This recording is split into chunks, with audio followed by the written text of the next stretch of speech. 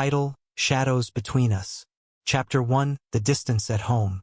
Emily Dawson could still remember when her marriage to Mark felt like a story worth telling. 12 years ago, they were the couple who couldn't keep their hands off each other.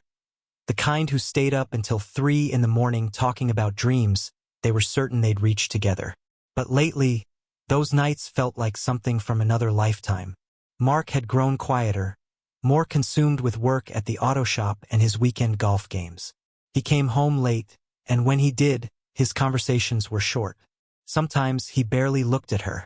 That Thursday night, when she walked in from the office, the first thing she noticed was the faint smell of reheated food. "Dinner's in the microwave," he said without turning from the muted baseball game.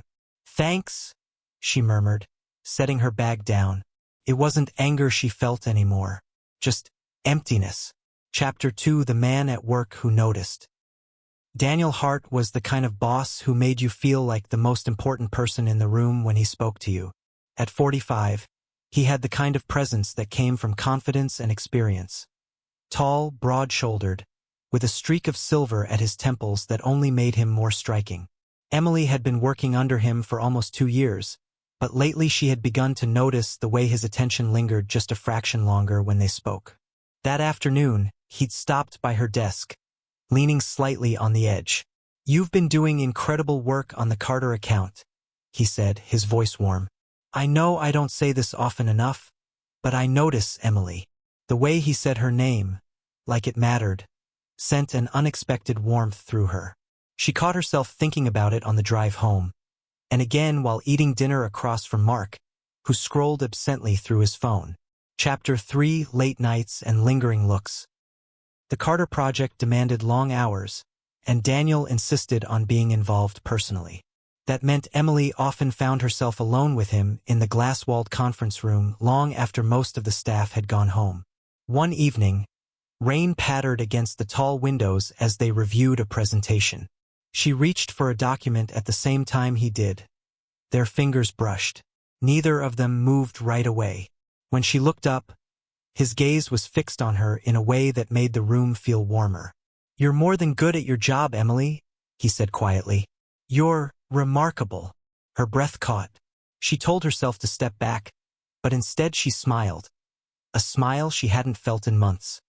Chapter 4: The First Crossing of the Line. It happened after the team closed the Carter deal. Daniel had invited the core members out for drinks, but one by one, people left until it was just the two of them in a corner booth. The conversation drifted from work to life. Emily found herself telling him things she hadn't told Mark in years, her frustrations, her feeling of invisibility at home. When they finally stood to leave, the city air was cool, the streetlights casting soft halos on the wet pavement. He walked her to her car, his hand brushing hers. She didn't move away. "Emily," he said, his voice lower now, "I can't pretend I don't feel something here." Her heart was pounding so hard she barely managed. "Neither can I." And then his lips were on hers, firm, certain, tasting faintly of whiskey. Chapter 5: The Affair. From that night forward, everything changed. They were careful at the office, but outside, they met in quiet restaurants and, sometimes, in the privacy of Daniel's penthouse overlooking the city.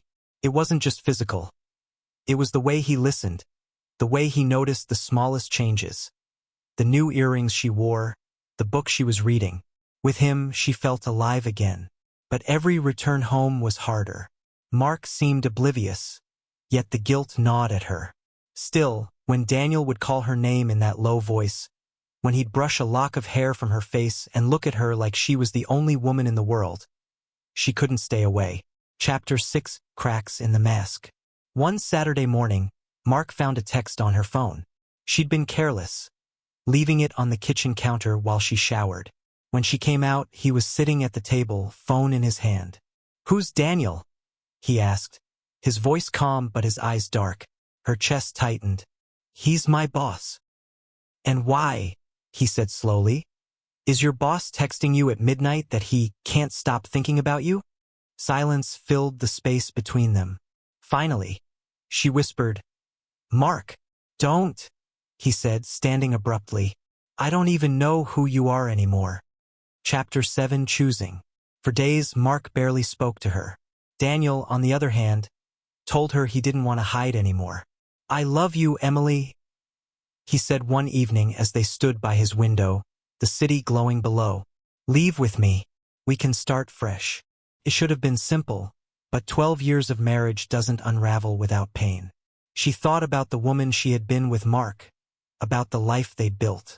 But she also thought about the woman she was with Daniel, vibrant, seen, wanted. In the end, she knew the truth. She couldn't go back to a marriage that had already ended in everything but name.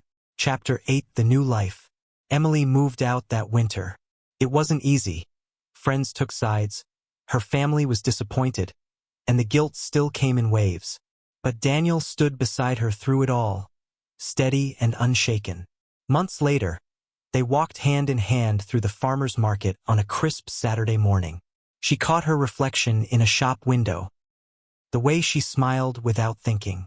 She didn't know if this was forever, but she knew she had chosen a life where she felt alive. And for now, that was enough.